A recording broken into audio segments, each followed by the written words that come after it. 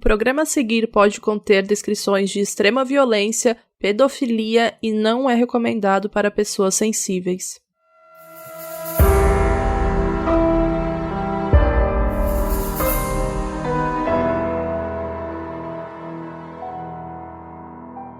Olá pessoal, eu sou a Bel. Eu sou a Carol. E aqui é a Mabê. Antes de começar, vocês mandaram algumas mensagens a respeito da nossa menção ao termo menor infrator, no episódio 27, dos irmãos necrófilos. A gente comentou que o Ibrahim foi preso e cumpriu pena na Fundação Padre Severino, e a gente falou que era uma instituição para menores infratores. Mas esse termo, como vocês bem explicaram pra gente, ele é inapropriado porque ele tem sentido pejorativo.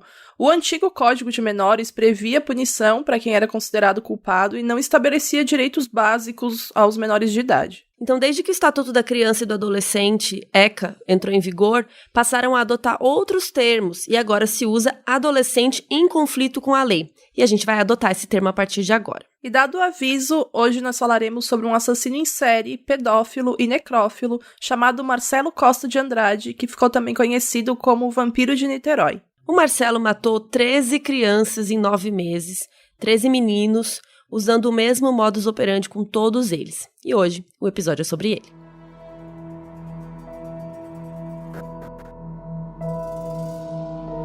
Marcelo Costa de Andrade nasceu no dia 2 de janeiro de 1967, na favela da Rocinha, que fica no Rio de Janeiro. A mãe dele, Dona Sônia Xavier Costa, trabalhava como doméstica, para ajudar na renda da família, e o pai era balconista no bar e alcoolista. Constantemente ele chegava bêbado em casa e batia na Sônia na frente dos filhos, deixava ela com marcas e também agredia as crianças. Era um exemplo de pai que a gente costuma ver por aqui nos casos que a gente conta. Marcelo sempre comentou que as lembranças que ele tinha do pai eram sempre dele sendo agressivo e violento com a esposa. A dona Sônia sabia que não tinha como resgatar aquele casamento das ruínas, e ela pediu o divórcio, só que a renda familiar dela ficou muito mais comprometida. Então ela precisou pegar trabalho de período integral, e aí como doméstica ela, passava a noite, dormia na casa onde ela trabalhava, e por causa disso ela acabou mandando o filho, Marcelo, para a casa dos avós maternos, que ficava em Sobral, no Ceará. O menino, ele tinha 5 anos e ele nunca tinha visto os avós na vida. Ele já era bem reservado, introspectivo mesmo, então essa mudança foi bem brusca e bem ruim também para ele. Os poucos amigos que ele tinha ficaram no Rio e ele estava morando com estranhos longe da única pessoa que ele associava ao afeto, que era a mãe dele e os irmãos.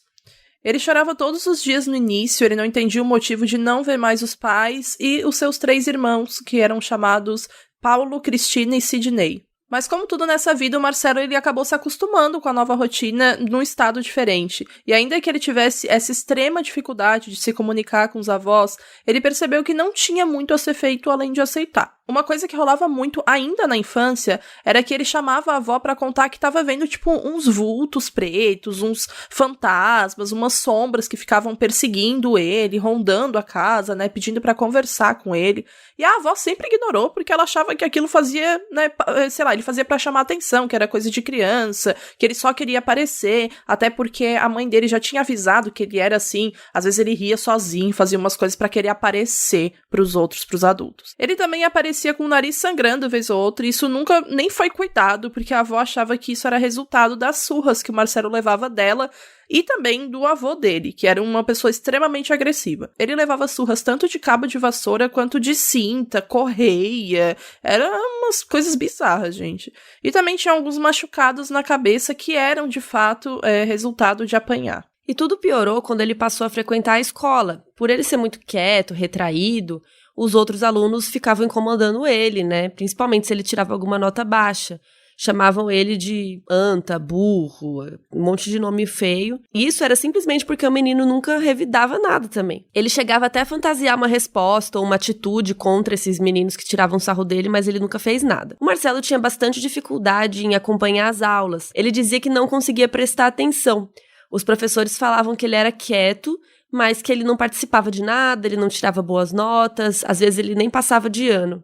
ele só foi minimamente alfabetizado e fazia contas de matemática super básicas, tipo 2 mais 2, assim. E já nessa época, ele morava num açude com os avós. Açude é um lugar que regula um fluxo de água, que prende o fluxo de água, tipo uma represa, assim. E esse dos avós dele era tipo uma fazendinha, assim, que tinha essa represinha.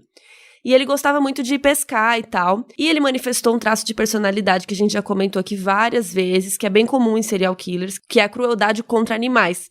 O Marcelo caçava e matava gatos.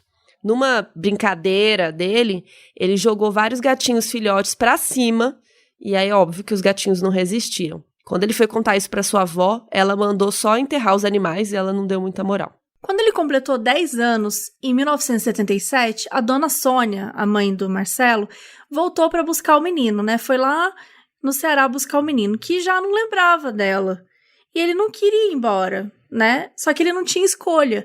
Então, mais uma vez ele chorou, mais uma vez ele pediu para ficar com os avós, porque pelo menos na escola já sabia como é que era, né? Ele não queria ter que reviver todo aquele momento de novo, de estar num lugar, ambiente, e as pessoas, né, maltratarem ele e tudo mais. Só que mesmo assim, a mãe dele, né, levou ele, trouxe ele de volta. Então agora, a família estava morando em São Gonçalo. A Sônia tinha casado novamente, então o Marcelo passou a morar, né, com seus irmãos e também com os filhos do padrasto Neves, que a mãe disse que agora era a figura paterna de casa. E nessa época o Marcelo ele passava boa parte do tempo brincando sozinho e assistindo TV, principalmente desenhos bobinhos mesmo. Como o Neves era médium do terreiro, o garoto teve contato com a Umbanda e com o Candomblé, chegando até a acompanhar algumas sessões no centro espírita. E ele ficou muito impressionado com as possessões e com as entidades poderosas que ele viu descer no local. E o Neves não era diferente do pai biológico do Marcelo. Ele também era abusivo com a Sônia, ele gritava, ele xingava a Sônia, ele xingava o Marcelo, ele batia na Sônia, ele batia no Marcelo, enfim, batia, bebia, brigava, era um ambiente horrível. E várias vezes a dona Sônia arrumava as malas e ia embora, mas logo depois voltava, porque não tinha para onde ir. E o Marcelo também, né, nessas idas e vindas, ele tinha que arrumar as poucas roupas, os pertences que ele tinha, ia com a mãe e voltava no dia seguinte. Isso aconteceu pelo menos 3 vezes, até o momento que eles não mais voltaram e o casamento acabou de fato. Aí, novamente, a dona Sônia, ela precisou trabalhar em período integral, né? Porque, de novo, a renda ficou comprometida e não tinha com quem deixar o Marcelo. Por isso, ela arrumou a mala do menino e mandou ele para casa do pai, que ficava em Magalhães Bastos, que é um bairro da zona oeste do Rio. O pai dele já era casado novamente e morava com outra mulher, que era então, né, a madrasta do Marcelo. E o casal também já tinha outros filhos, todo mundo morava na casa. A madrasta nunca gostou da ideia do Marcelo morando com eles, ela sempre brigava com o pai dele, falando em voz alta que o rapaz tinha que ser mandado embora de lá, que ele ia levar os filhos dela pro mau caminho, que ele era desajustado, era doido.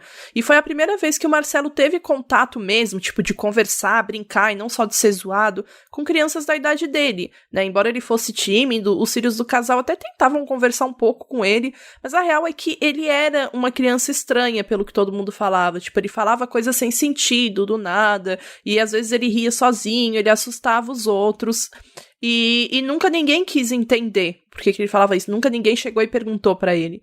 E aí a madrasta, segundo ele, o deixava passar fome de propósito, sabe, dava comida pras outras crianças, maltratava ele de propósito, já ferindo também o psicológico dele, né, tentando fazer um jogo mais psicológico, não só físico, que ele sempre, né, apanhou tanto do pai quanto do padrasto. Ela agora fazia o psicológico de deixar o menino ficar com fome na frente de um monte de criança ganhando doce, ganhando comida e tal. Todas as mudanças e despedidas só pioraram o desempenho do Marcelo na escola. E como sempre, ele via a madrasta falando que não queria ir lá dentro, o pai dele concordando com ela, não fazendo nada, nas discussões que eles tinham, enfim, que ficavam berrando um com o outro.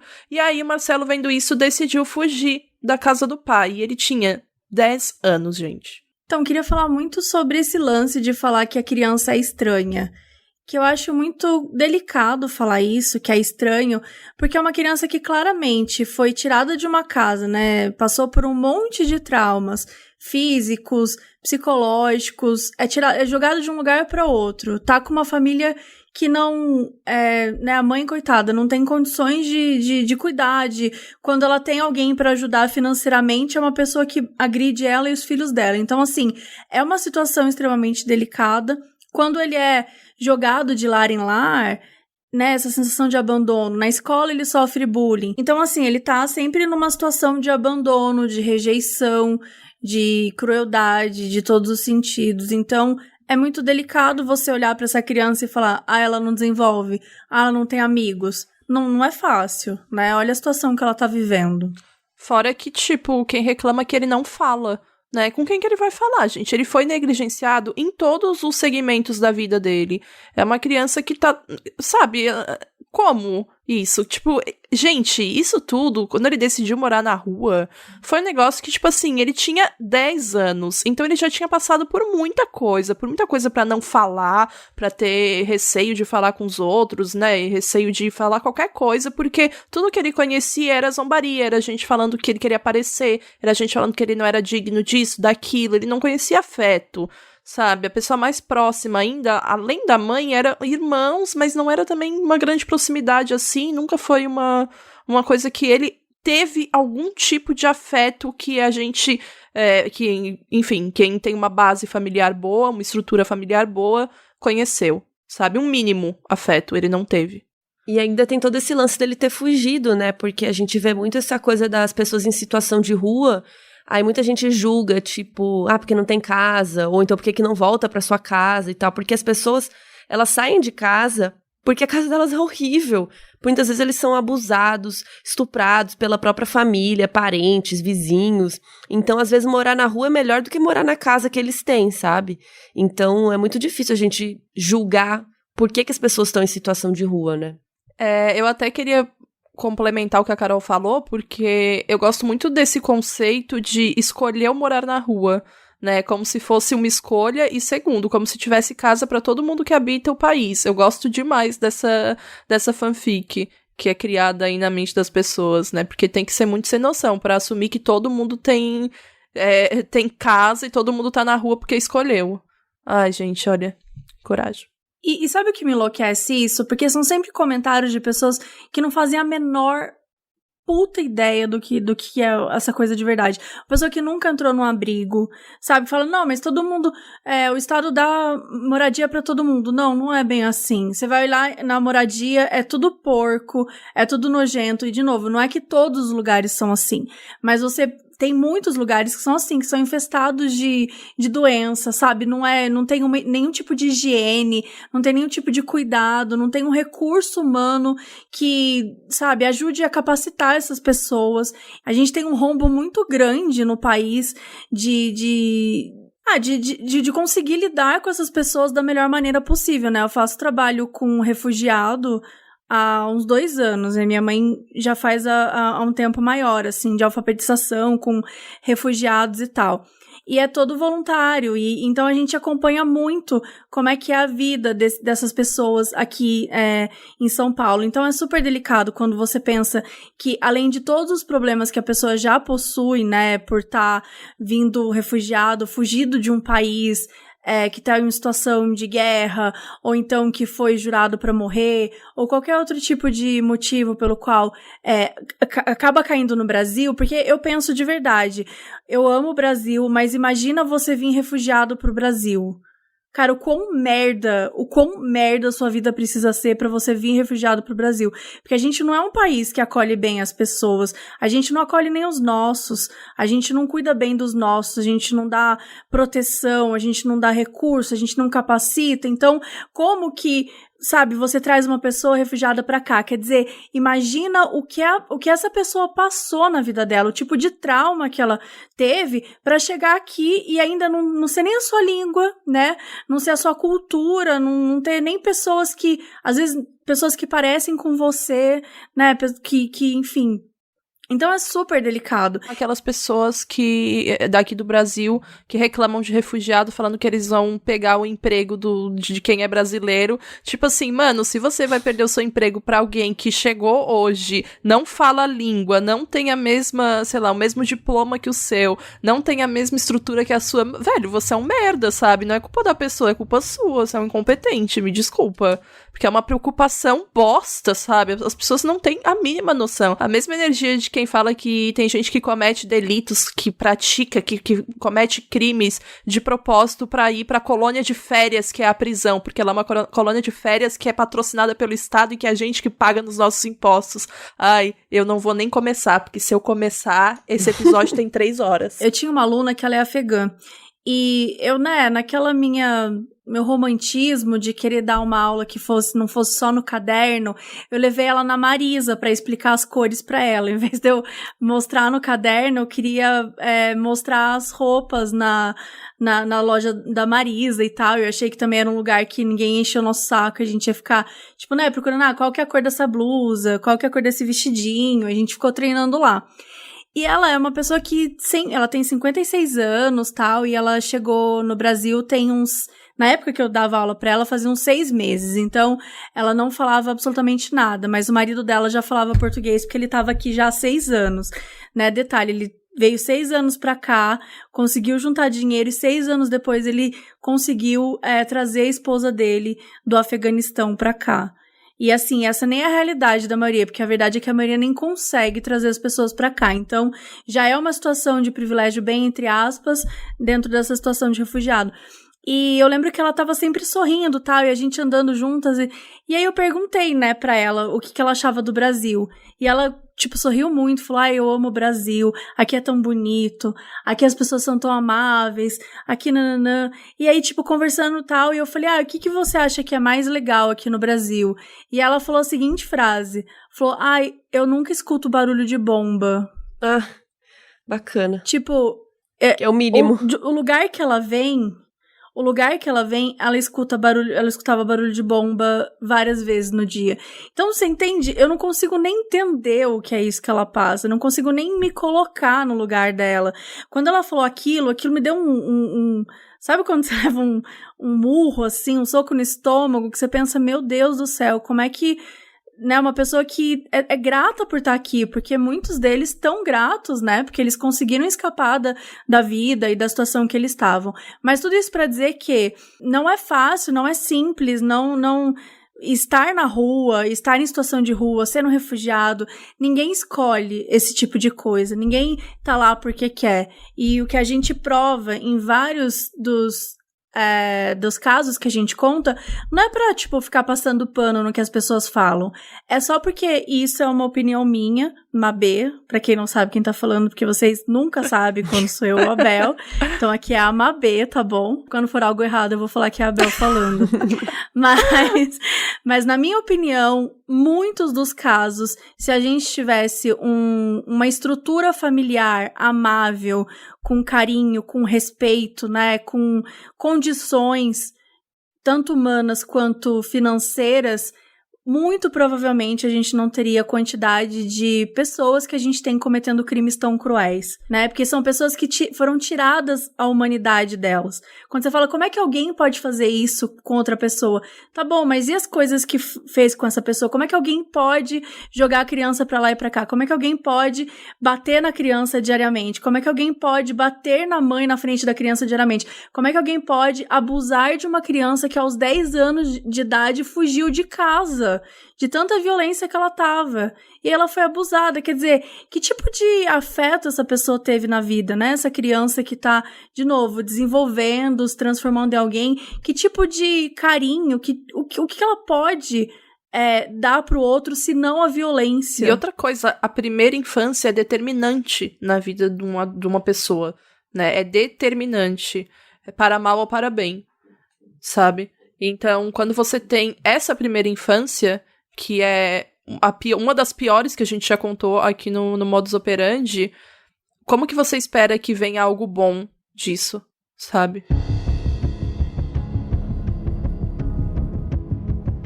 Mas enfim, vamos voltar aqui pra história do Marcelo, que ele fugiu de casa, então, quando ele tava com 10 anos. E por isso ele ficou nas ruas. E ele acabou conhecendo os arredores da Central do Brasil, da Cinelândia, que eram locais super perigosos lá no Rio, ainda mais pra uma criança, né? Então, a Cinelândia é como ficou conhecido os arredores da Praça Floriano, que fica lá no centro do Rio. E a Central do Brasil é aquela famosa estação de trens que fica lá também no centro. E foi lá na Central do Brasil que o Marcelo foi abusado sexualmente pela primeira vez. Ele conheceu um homem muito mais velho que abordou ele falando que ele era bonito, que a pele dele era lisinha e que ele tinha as nádegas redondinhas. É claro que o Marcelo não entendeu, não percebeu que ele estava sendo abusado, né?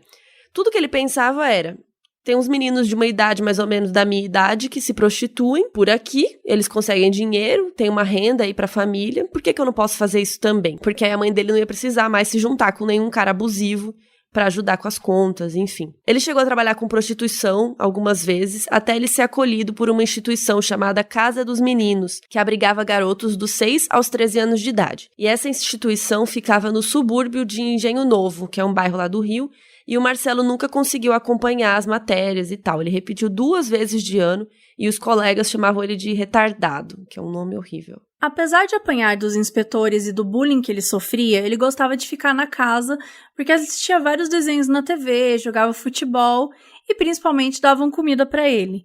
Então ele tinha janta e ele dormia, né, com cobertor e tudo, e pra ele isso já era bastante. Só que aos 14 anos ele saiu de lá, porque o local ele só abrigava meninos dos 6 aos 13 anos.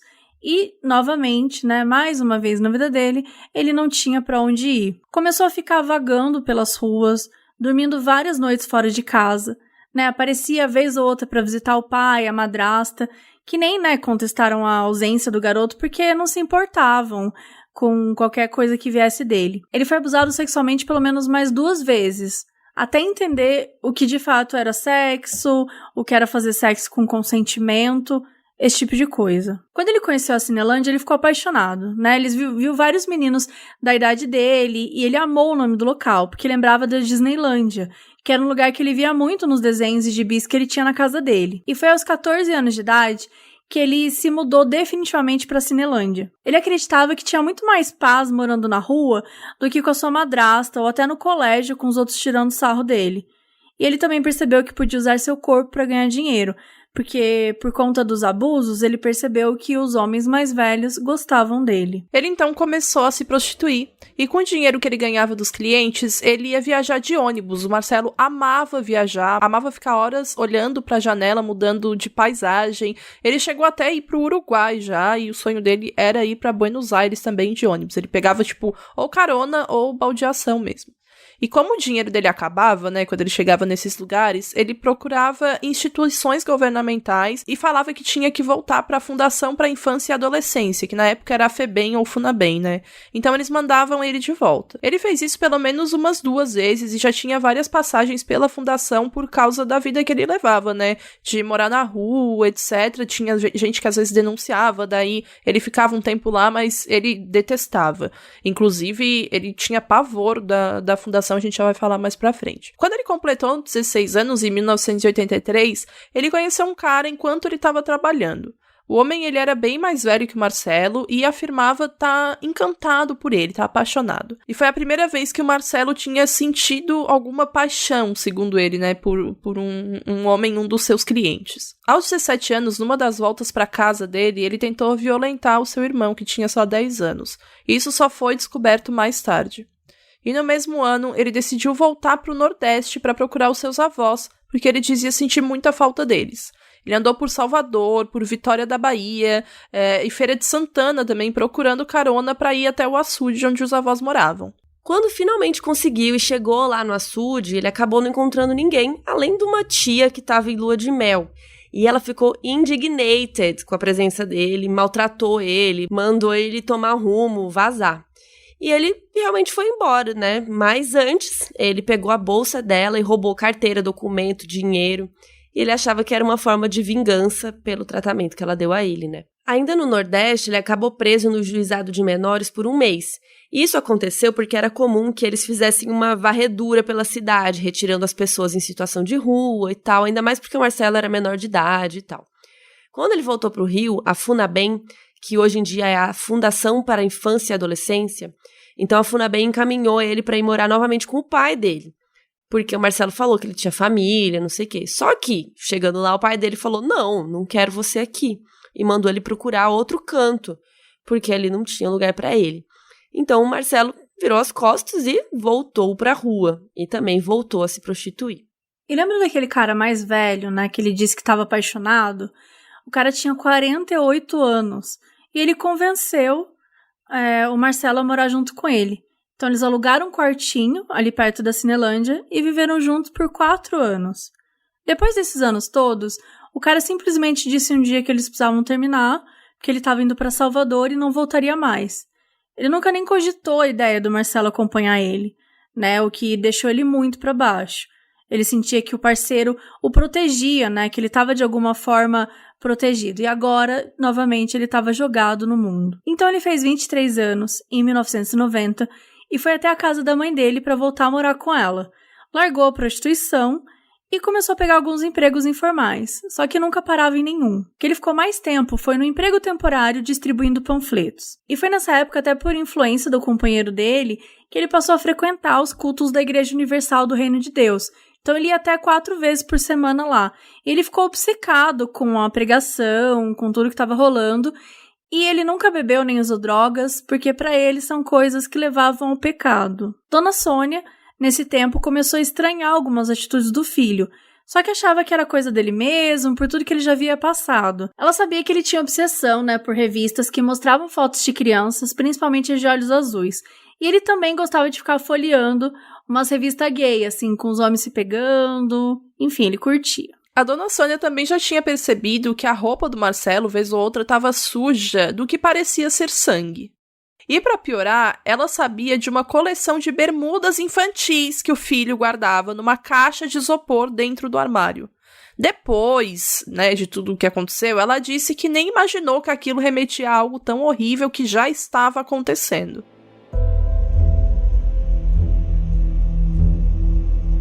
Foi em 1991 que o Marcelo começou a matar. Ele estava com 24 anos. Ele não começou necessariamente em dezembro, mas aqui eu já vou pontuar sobre o caso, o crime dele, que foi quando ele foi descoberto. No dia 12 de dezembro de 1991, o menino Altair, de 10 anos, e o seu irmão Ivan, que tinha 6 anos, saíram da casa da mãe, a dona Zeli, para procurar o que comer. A família era muito pobre, tinha diversas vezes que a dona Zeli realmente rezava assim para os meninos encontrarem comida na rua. O Altair, que era mais velho, já estava acostumado com as dores no estômago, causadas pela fome, né? Só que o Ivan ficava choramingando ainda, porque ele sentia muita fome, ainda era muito novinho e não entendia direito. Quando os dois meninos estavam brincando perto de um parque de diversões em Niterói, um estranho se aproximou e ofereceu pão para eles, né? Que, obviamente, eles aceitaram na hora, que estavam desesperados, imagina. E o Marcelo, então, convidou os dois meninos a ajudarem ele a acender velas no altar de São Jorge, que era mais ou menos ali perto, e ofereceu 3.000 cruzeiros pela tarefa. Os dois meninos sabiam da situação da mãe, né? Sabiam que não ia ter comida em casa e também que aquele dinheiro poderia ajudar na renda deles, para eles comprarem comida, comprar arroz, feijão. Então eles concordaram sem nem pensar 2 vezes. Tipo, gostaram do Marcelo, acharam ele gente boa. Ele falou, né? Como se fosse uma criança também, falava na linguagem deles, das crianças, para eles entenderem, então eles foram. Quando chegaram perto de um esgoto, o Marcelo encurralou o Altair perto das pedras e o menino ficou morrendo de medo, parou de andar com ele, né, e segurou o irmão. O Marcelo segurou, então, o rosto do Altair e empurrou ele contra uma pedra, fazendo o sangue jorrar e assustar ainda mais o menino. E aí ele ficou com tanto medo que ele resolveu obedecer a partir daí. O Marcelo falou o nome dele, deu a mão pro Ivan e os 3 entraram na galeria do esgoto. Ele obrigou o Altair a deitar de bruços e, de repente, deu um tapa no Ivan. Quando o Ivan caiu no chão, o Marcelo apertou o pescoço dele e só parou quando o corpo ficou totalmente imóvel. O Altair chorava sem parar, né, assistindo tudo isso. E o Marcelo tentou acalmá-lo, falando que era apaixonado por ele, contando uma história, chamou o menino para morar com ele. E o Altair estava mega em choque, assustado, sem reação. Acabou de ver o irmão dele morrer. E ainda depois disso, o Marcelo abusou dele sexualmente. e obrigou o menino a dormir abraçado com ele. De manhã, o Marcelo jogou o corpo do Ivan, que é o menino mais novo que ele já tinha matado, numa poça d'água enorme e disse pro Altair que se ele tentasse fugir ou gritar, ele ia morrer. Então o Marcelo levou o menino pro trabalho junto com ele e lá recebeu um cheque do pagamento. Depois ele foi até o banco e pediu pro Altair não sair ali da frente, mas é óbvio que o Altair percebeu que estava sozinho e vazou, né? Correu super rápido pro mais longe que ele pôde. Quando ele chegou em casa, ele contou pra mãe dele que o Ivan tinha se perdido no centro de Niterói. Só que ele chorava sem parar, ele tava com a blusa manchada de sangue. O que, né, claro, assustou a mãe, e eles começaram a procurar o Ivan nos hospitais da cidade. E o Altair não conseguia contar nada, porque ele tinha medo da mãe dele bater, né, nele por não ter ajudado o Ivan, e porque, obviamente, tinha passado por um trauma muito grande. E um dia depois, no dia 13, um pescador encontrou um corpo numa tubulação de esgoto e acionou a polícia na hora. Assim que a autópsia foi concluída, eles viram que era um caso de homicídio, e aí a investigação começou. Como o menino estava sem documentos e nenhum desaparecimento de criança, né, tinha sido reportado, foi muito complicado no início. Foi só com a ajuda do psiquiatra forense Dr. Antônio Bocaiúva que eles tiveram um norte na investigação. Que o Dr. Antônio acreditava que os vários meninos menores de idade que haviam sumido ao longo dos últimos meses estavam sendo vítimas de um assassino em série. Só que ninguém estava falando sobre isso, porque crimes contra pessoas que vivem às margens da sociedade, como a gente já disse aqui, né, milhares de vezes, só chamam a atenção quando acontecem em uma grande quantidade. No dia 14, Dona Zeli, que é, né, a mãe do Ivan e do Altair, decide finalmente reportar o desaparecimento do Ivan. Ela vai acompanhada do seu vizinho, né, ela era viúva, e de 2 filhos, sendo Altair um deles. E quando os policiais alertaram, né, sobre um corpo que batia com as descrições, o Altair começou a chorar compulsivamente, antes mesmo deles confirmarem. Então a Dona Zeli e o Altair foram, né, para reconhecer o corpo, para ver se era o Ivan. E era. Então, após conseguirem o depoimento do Altair, porque imagina, o menino viu o corpo, reconheceu junto, ele se desesperou, todo mundo achou aquele comportamento estranho, e aí perguntaram pra ele se ele sabia de mais alguma coisa, e ele deu um depoimento contando tudo o que ele sabia, tudo que ele viu e vivenciou. A polícia, então, iniciou uma investigação bem árdua para encontrar o culpado por aquele crime e que poderia, talvez, ser também os crimes, né, de antes poderiam ser atribuídos para esse mesmo cara. Então, como o Altair falou sobre o local onde Marcelo trabalhava, os policiais montaram uma força-tarefa, porque eles imaginaram que o suspeito já não ia estar mais no mesmo local, né, que ele levou uma vítima. Só que, sim, o Marcelo estava lá. Ele estava calmo, foi encontrado num dia de trabalho normal, estava no horário do almoço comendo uma marmita de boa. Quando ele foi abordado pela polícia, ele viu todo mundo chegar, força-tarefa, tudo que foi mais de um policial, lógico, e na hora ele confessou o assassinato do Ivan, sem nem assim, hesitar. Ele só falou, nenhum policial perguntou nada. Ele chegou até a dizer que achava que seria pego antes disso, né? 6 dias tinham se passado até irem no trabalho dele. E aí ele falou a seguinte frase, abre aspas: "Eu tava esperando vocês ontem. Fui eu que matei." Fecha aspas. A princípio, o Marcelo disse que o assassinato do Ivan tinha sido o seu único crime, mas a dona Sônia, né, a sua mãe, não tinha tanta certeza. Ela soube que ele estava preso e foi na delegacia. Além daquilo que a gente já falou lá em cima sobre, enfim, ele ter as bermudas numa caixa de isopor, voltar às vezes com o que parecia ser mancha de sangue. Ela contou que uma vez o filho dela saiu de casa para cortar banana, isso era à noite, já ele só falou que ia cortar banana, e foi equipado com uma machadinha.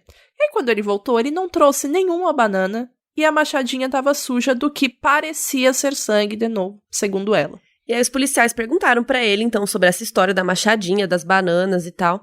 E ele disse que no caminho pra casa, ele viu um menino, ofereceu um dinheiro pra ele, o estuprou, estrangulou e matou num campo de futebol.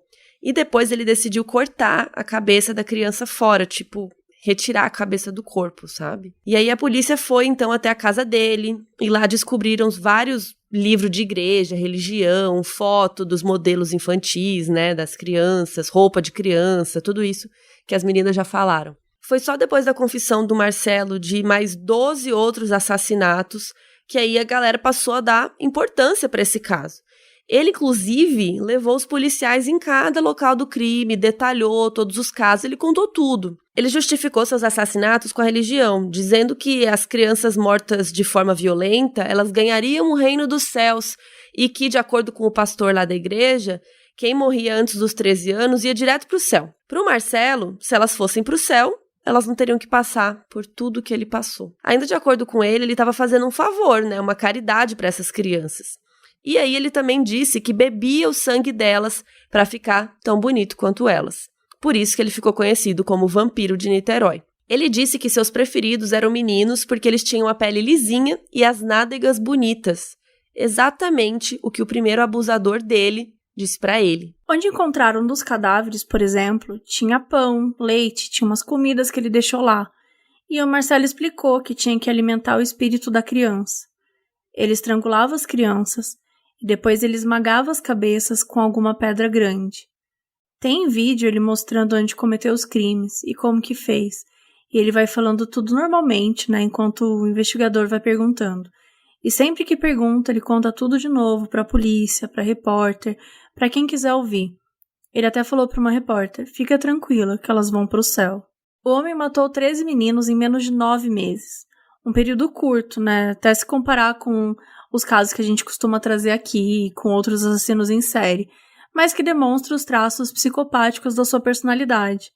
Todas as suas vítimas eram meninos de rua, ou muito pobres, que passavam o dia procurando por comida, vagando sozinhos. Todos tinham idade entre 5 e 13 anos. E o Marcelo seguiu exatamente o mesmo modus operandi que executou com os irmãos Altair e Ivan. Oferecia prato de comida em troca de algum serviço banal, como ajudar a entregar panfleto, acender vela para santo, etc. E a área de atuação dele era a BR-101, nas imediações de Niterói. Era o caminho que ele fazia entre a ida e a vinda do trabalho. Ele confessou 13 dos 14 crimes, né, atribuídos a ele, e 8 foram confirmados pela polícia. Todas as crianças foram encontradas apenas de camiseta. As bermudas haviam desaparecido e nós sabemos o porquê, né? Elas eram o troféu do Marcelo. O troféu, como a gente já falou em vários outros episódios, são objetos que ele levava para se lembrar e reviver os crimes, lembrar das sensações que ele teve enquanto estava cometendo os crimes. A gente já explicou sobre isso e, aliás, a gente procura fazer sempre uma pesquisa bem profunda para trazer o máximo de conhecimento e informação para vocês. E sabe por que isso é possível? Por que, Bel? Porque vocês nos apoiam no Catarse. Entra lá em catarse.me/modusoperandi e, se puder, assina um plano mensal, que o mínimo é de R$5, para financiar o nosso projeto. É graças a essa contribuição que a gente consegue produzir cada vez mais episódios e se dedicar a um projeto que é muito especial para nós três. E, enfim, muito obrigada a todo mundo que tá conseguindo apoiar a gente. E se você não conseguir, não tem problema, mas apoiando nas nossas redes sociais, que é @moduspod, tanto no Twitter quanto no Instagram, já faz uma grande diferença. Queria aproveitar esse momento para agradecer a repercussão dos episódios do Assassino Possuído e o episódio do Dr. Lúcio, que eu fiquei, assim, emocionada, de verdade, gente, com a repercussão, com os comentários de vocês, o quanto que vocês amaram o Dr. Lúcio. Como eu falei, gente, ele dá um show. Eu falei pra vocês que vocês iam ter um gostinho. Ele é demais e eu tô, assim, muito, muito feliz mesmo, que só queria parar pra agradecer. Mundinho Dr. Lúcio BR. Os Lauders. O diagnóstico do Marcelo consta no livro Arquivo Serial Killers, no caso, mais especificamente no livro Serial Killers Brasil, da autora Ilana Casoy, e de acordo com o livro, abre aspas, ele foi diagnosticado como deficiente mental, que é um doente mental grave que reúne esquizofrenia e psicopatia. Ele é portador de distúrbios comportamentais, a perversão da conduta, originados da convergência de transtornos mentais, que é a oligofrenia e a psicopatia, fecha aspas. Aqui eu faço um adendo que oligofrenia é uma doença que consiste numa deficiência mental ocasionada pela interrupção do desenvolvimento normal do sistema nervoso central, seja durante o período da gestação ou mesmo após o nascimento, o que pode se prolongar até os 18 anos de idade. Ainda de acordo com o livro da Ilana Casoy, abre aspas, o incidente da sanidade mental é instaurado quando existe a suspeita de que o acusado, em qualquer tipo de crime, possa ser doente mental. O processo é suspenso e ele é submetido ao exame até que se comprove ou descarte essa possibilidade. Se o quadro mental tiver ligação direta com o crime cometido, o réu se torna inimputável, ou seja, ele é isento de pena. E a medida de segurança, obviamente, é aplicada, pois o criminoso é considerado perigoso. A medida prevê tempo mínimo de internação de 3 anos, mas não prevê tempo máximo, como acontece, por exemplo, na Noruega, etc. A desinternação é condicionada à cessação de periculosidade e, sim, em alguns casos, os casos incuráveis, isso pode significar prisão perpétua. Fecha aspas. Isso não é tão comum aqui no Brasil a gente ver sobre isso, ou até mesmo a gente falar sobre isso. Acho que é a primeira vez que a gente fala sobre aqui no Modus Operandi, mas existe. Então, não é a mesma coisa que as penas que vocês veem, por exemplo, aqui no Brasil só pode ficar 30 anos no máximo, porque ele não tá numa prisão, gente, ele não tá numa penitenciária. Aqui a gente tá falando de outro tipo de pena. Por isso que não se chama da mesma forma, que a gente tá falando sobre medida de segurança. Não é a mesma coisa que a prisão, que o máximo é ficar 30 anos, independentemente do quanto ele foi acusado. Inclusive o Dr. Lúcio comentou um pouquinho no episódio passado, né, que ele falou achei tudo. Que ele até, primeira coisa, né, vamos ver se ele é inimputável, vamos ver se ele tem alguma doença mental, porque isso pode ajudar de alguma forma o caso dele, ou mexer, né, muda, né, o tipo de pena, enfim. Mas legal que a Bel falou isso. É muito importante o defensor ter essa atitude, ainda mais uma atitude tão a priori, assim, tipo, tão inicial, sabe? Porque, poxa, você não sabe o que a pessoa, né, como as coisas que a pessoa passou pra chegar até ali. É lógico que aqui são casos e casos, mas imagina nessa situação do Marcelo, uma pessoa chegar e começar a falar, chegar e na mesma hora, até mesmo um defensor público, né, chegar pra ele e ser também negligente com o caso dele. Ou falar que, enfim, tem que colocar na prisão junto com o resto, porque, enfim, bandido bom, bandido morto, etc. Sabe? No caso do Marcelo, ele entendia o que era errado, mas ele não conseguia se controlar por causa da sua doença mental, né? Ele entendia que tinha feito algo errado, mas não tão errado assim. Tipo, como assim você tá me condenando por ter mandado crianças pro céu? Elas não vão passar pelo mesmo que eu passei. Tipo, elas não vão passar fome, elas não vão ser abusadas, elas não vão ser negligenciadas por toda a família, como eu passei. Mas ele entendia que ele estava causando assassinato. Então é muito confuso, né, essas classificações, assim, é super difícil. Eu estudei muito o caso do Marcelo na famigerada pós-graduação, especializada em criminologia, é muito difícil. A gente não tomar um partido, mas tomar uma decisão mesmo, tipo uma conclusão sobre isso.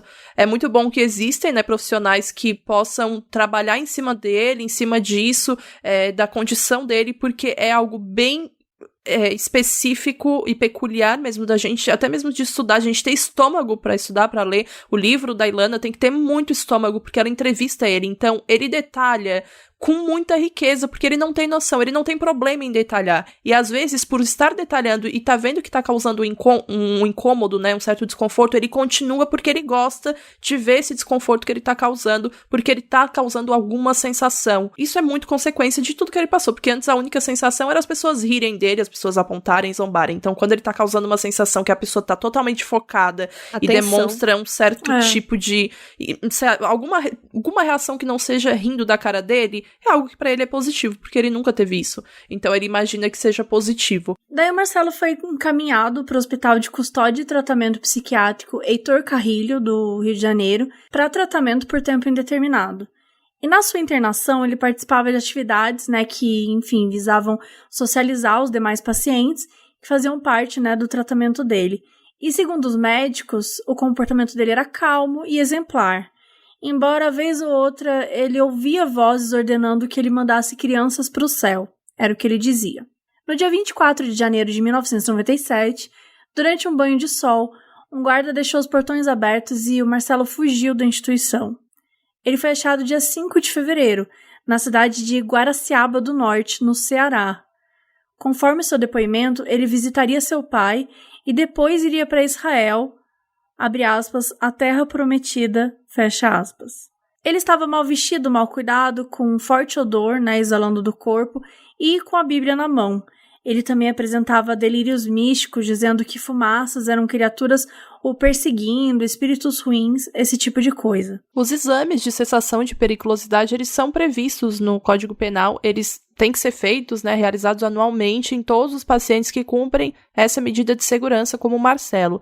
Essa avaliação, então, depois de feita, ela é enviada a um juiz que pode ou não seguir as recomendações dos peritos, né? E nas avaliações, o atestado dos peritos confirmou que Marcelo não tinha condições mentais de ser desinternado. 6 anos depois, em 2003, ele foi então transferido para o Hospital de Custódia e Tratamento Psiquiátrico Henrique Roxo, que fica em Niterói e também sem previsão de libertação. No mesmo ano, a Ilana Casoy, que é uma autora que a gente já citou aqui no podcast, entrevistou o Marcelo para então escrever sobre a história dele no livro Serial Killers Made in Brazil. De acordo com a Ilana, o Marcelo é calmo, educado e parece uma criança, ainda que ela tenha entrevistado ele quando ele já tinha 37 anos de idade. Ela diz que ele não tem a menor ideia da dimensão dos seus atos e que ele não se arrepende pelas vítimas em si, mas pelas consequências que os crimes causaram para ele mesmo.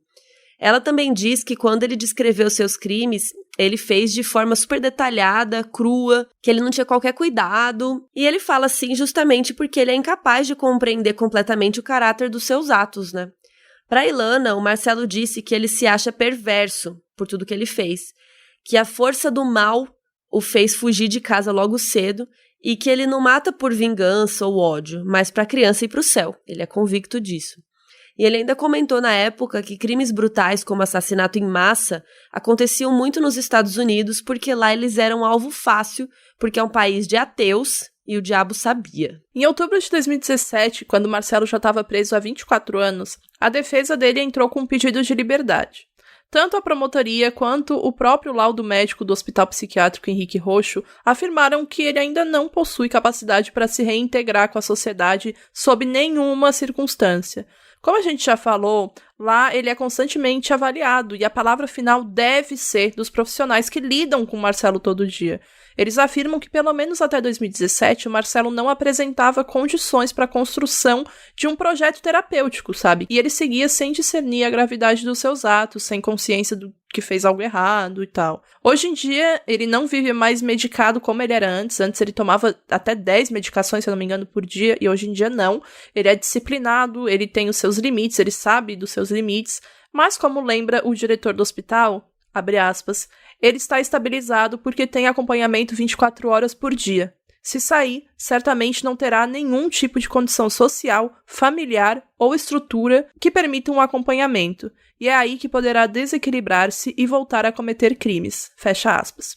E recentemente saiu uma minissérie em documentário do UOL, que é bem interessante, que são vários episódios curtinhos de 6, 7 minutos que contam um pouco da investigação, tem uns jornalistas falando como foi, eles acompanharam toda a parte de que foram descobrindo, né, quando o Marcelo contou, e aí lá mostra os vídeos do Marcelo falando, tipo, então eu peguei essa pedra aqui e fiz, aí como que você fez? Aí ele pega a pedra na mão e faz, assim, o movimento de bater a pedra, é bem esquisito, assim, mas, sei lá, interessante e esquisito, é confuso, né, mas vale a pena assistir quem quiser saber mais sobre esse caso.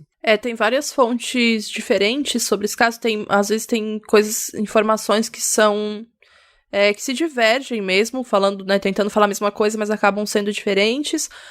O que a gente usou aqui de fonte foi o Serial Killers Made in Brazil, que é o arquivo Serial Killers da Ilana Casoy também, que é um livro muito bom, como ela entrevistou ele, ela estudou o caso dele. Enfim, ela escreveu de uma forma muito, muito, muito boa e muito profissional, eu recomendo. E também entrevistas da época, matérias da época. Gente, isso foi noticiado, assim, absurdamente aqui no Brasil quando foi descoberto o último crime, né? Quando ele foi de fato preso. Ele chegou até a ser capa da Veja em 2003, eu acho, 2004, não me lembro. Então, tipo, sabe, foi uma coisa muito grande. E é válido também comentar que serviram pra fonte aqui neste episódiozinho. É um caso muito triste e aconteceu aqui, né, no nosso quintal, né, tipo aqui no Brasil. Então é isso, a gente espera que vocês tenham gostado desse episódio e até a próxima. Valeu, gente. Um beijo, gente. Beijo.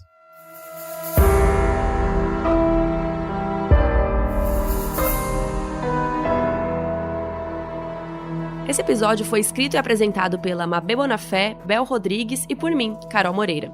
A edição é do Dantas, a música tema do podcast é de Leandro Neco e Léo Braga, as artes são do Banjo e quem cuida das nossas redes sociais é a Mabê.